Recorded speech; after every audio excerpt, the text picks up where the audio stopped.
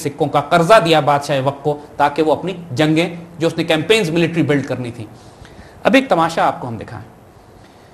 दुनिया ये कहती है कि ब्रिटिश एम्पायर पर सूरज गुरूब नहीं होता था।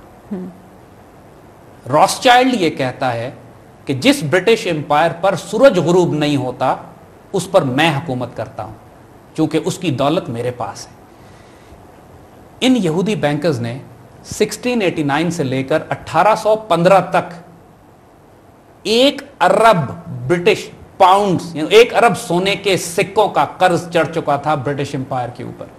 दुनिया को नजर आता था कि ब्रिटिश एम्पायर है जो पूरी दुनिया में हुकूमत कर रही है। ब्रिटिश एम्पायर 1 अरब पाउंड की मकरूज थी उस बैंक ऑफ इंग्लैंड की जिसको चंद यहूदी चला रहे। Approximately 1000 million pounds, 850 million pound था, तकरीबन 1 अरब पाउंड के करीब फिगर बन रहा। उस जमाने के हिसाब से देखिए तो phenomenal figure, unbelievable. British empire पे ही नहीं कर सकता था उसको किसी सूरत में।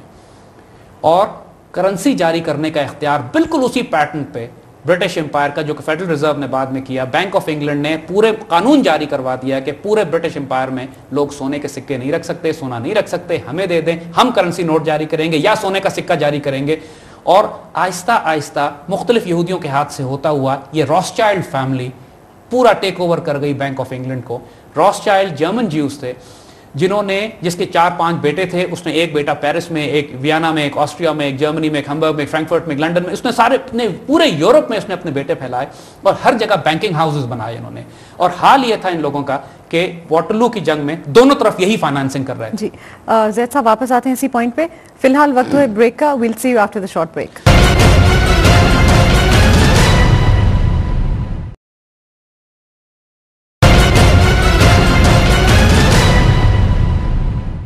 Welcome back after the break.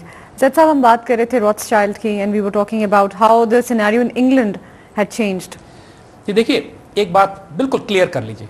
Bank of England जब 1684 वगैरह में बना है, उससे अगले 250 साल तक, ऑलमोस्ट 1946 तक प्योरली प्राइवेट एंटरप्राइज था, ओन बाय ज्यूज। ये नाकाबिले यकीन बात नजर आती है।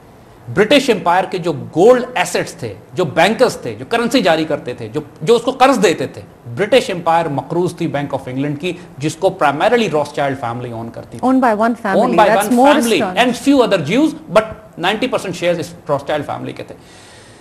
ये लोग, एक बात आप नोट करें, उस वक्त इन्होंने जो अपने बैंकिंग इंटरेस्ट पूरे यूरोप में फैलाए, हर मुल्क को ये कर्जे देते थे, आपस में जंगें करवाते थे। नेपोलियनिक वॉर्स में, वाटरलू की लड़ाई में जितना बड़ा प्रॉफिट रॉथस्चाइल्ड्स ने बनाया, इससे पहले या इसके बाद किसी एक जंग में इन्होंने नहीं बनाया। और लंदन की स्टॉक मार्केट इन्होंने क्रैश करवाई। ये एक बड़ी इंटरेस्टिंग वाकया आपको बताते हैं। जो इंटेलिजेंस यूनिट था रॉथस्चाइल्ड फैमिली का, वो हुकूमत के इंटेलिजेंस यूनिट से, इंटेलिजेंस एजेंसी से ज्यादा पावरफुल हुआ करते थे। Really? तो लंदन हुकूमत को खबर नहीं पहुंची थी कि वाटरलू की जंग में ड्यूक ऑफ वेलिंगटन को शिकस्त हुई है या वो हारा है। रॉथस्चाइल्ड्स को मालूम हो गया, रॉथस्चाइल्ड्स को पहले मालूम हो गया।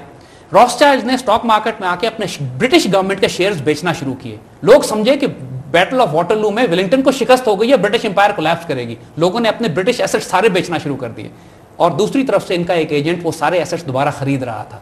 नतीजा ये हुआ कि थोड़ी देर के 1-2 दिन के बाद जब खबर पहुंची कि इंग्लैंड जीत गया है इस जंग में और नेपोलियन हार गया है, तो 5 मिलियन पाउंड्स एक दिन में रॉथस्चाइल्ड ने कमाए उस किलिंग के नतीजे में, जो उसने अपनी इंटेलिजेंस यूनिट की वजह से की। और आज आपको बड़ा इंटरेस्टिंग खबर देते हैं कि जो इकोनॉमिस्ट मैगजीन है, जो दुनिया का सबसे बड़ा मैगजीन है, वो रॉथस्चाइल्ड फैमिली ओन करती है। और इकोनॉमिस्ट का एक इकोनॉमिस्ट इंटेलिजेंस यूनिट भी है, जो उसी वक्त से चला आ रहा है जिस वक्त से इन्होंने 1815 से पहले जो इन्होंने जंग वाटरलू के वक्त अपनी इंटेलिजेंस एजेंसी, अपनी प्राइवेट इंटेलिजेंस एजेंसी क्रिएट की थी, वो आज भी है। पूरी दुनिया में इनके फाइनेंशियल इंटरेस्ट की वजह से जो बैंक ऑफ इंग्लैंड को ही सपोर्ट करते थे और ब्रिटिश एम्पायर को सपोर्ट करते थे, अमेरिका में इनसे बड़ी नफरत की जाती थी, क्योंकि अमेरिका वालों ने तो आज़ादी ली थी इंग्लैंड से। यानी एक वॉर ऑफ इंडिपेंडेंस जो लड़ी थी उन्होंने इंग्लैंड के खिलाफ लड़ी थी। एवरीबडी न्यू इन अमेरिका कि जो फसाद बर्पा किया जाता है ब्रिटिश एम्पायर का, वो रॉथस्चाइल्ड फैमिली करती है। तो रॉथस्चाइल्ड्स को पसंद नहीं किया जाता, सब गाली देते थे इनको। तो रॉथस्चाइल्ड ने कमाल एक ये किया कि एक और फैमिली आगे की एज अ फ्रंटमैन, और इनको अमेरिका भेजा अपने बैंकिंग इंटरेस्ट एस्टैब्लिश करने के लिए। दुनिया को नहीं मालूम था, तकरीबन 50-60 साल के बाद दुनिया को पता लगा कि जो फैमिली फ्रंटमैन के तौर पर काम कर रही है रॉथस्चाइल्ड्स की, वो फैमिली असल में रॉथस्चाइल्ड्स की मुलाजिम है, इंडिपेंडेंट बैंकिंग हाउस नहीं है। उस बैंकिंग हाउस का नाम जानते हैं क्या, जो कि फ्रंट के तौर पे रॉथस्चाइल्ड से काम करते थे? आज बहुत मशहूर बैंक है दुनिया में, जेपी मॉर्गन। انویسٹمنٹ اور خاصے بینکنگ. جے پی مارگن فرنٹ تھا راس چائلڈز کے لیے. امریکن پریزیڈنٹ اینڈریو جیکسن نے 1836 میں اس کھیل کو وہ سمجھ گیا تھا کہ یہ یہودی کیا کھیل کھیل رہے ہیں امریکہ میں آ کے. تو ایک یہودیوں کا بینک تھا سیکنڈ امریکن بینک, جو بعد میں فیڈرل ریزرو کی طور پر شکل کے طور پہ سامنے آیا.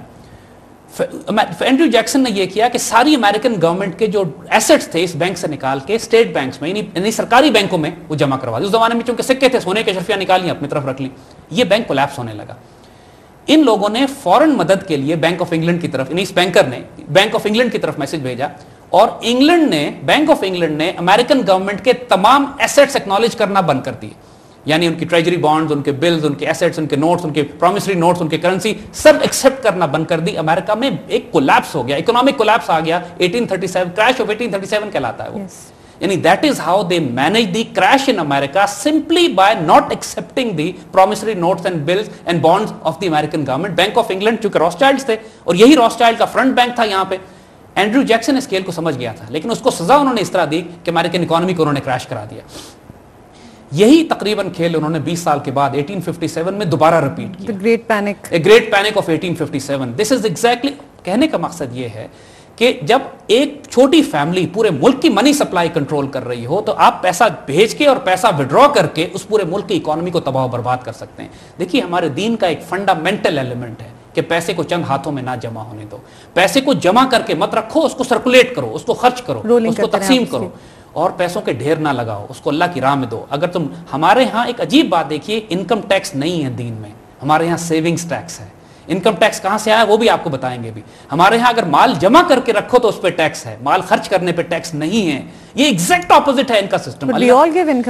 آپ کو ہم بتائیں گے یہ کہاں سے نکلا ہے. یہ اتنا بڑا شیطانی ہے. بہت خوش ہوں گے کہ اگر کہا جائے آپ کو ہم یہی تو بتانا چاہ رہے ہیں کہ انسانیت آزاد ہو جائے گی اس ظلم سے جو ان مغضوب علیہ لعنتی قوم نے جو انسانیت کے اوپر نافذ کر دیا. آپ کو ہم بتانا یہ چاہ رہے تھے کہ دس واز دی اسٹیجز, جس طرح آہستہ آہستہ انہوں نے جنگیں برپا کی, اپنے بینکنگ انٹرسٹ قائم کیے یورپ میں اور امریکہ میں. پورے یورپ میں کوئی ایسی جگہ نہیں تھی, کوئی ایسا بینک نہیں تھا جن میں ان یہودیوں کے ایسٹس نہ ہو. فیڈرل ریزرو بینک, آپ حیران ہوں گے یہ بات سن کے, کہنے کو امریکن بینک ہے, جو ہم نے کہا امریکن یہودی اس کو کنٹرول کرتے ہیں.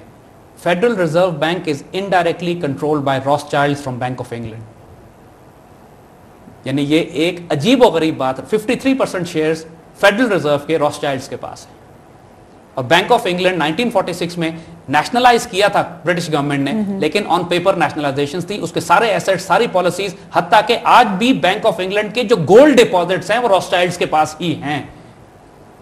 اونرشپ راس چائلڈز کے پاس ہے. سونا یہ اپنے ہاتھ سے نہیں جانے دیتے. فیڈرل ریزرو کا سونا بھی انہی کے پاس رکھا ہوا ہے. سونے کے ذخائر ان کے ہیں. باقی پالیسیز گورنمنٹ جو بناتے تھے, یاد رکھیے اس نے جو بات الفاظ کہی تھی کہ برٹش امپائر پہ سورج نہیں ڈوبتا, لیکن برٹش امپائر کو میں کنٹرول کرتا ہوں, کیونکہ منی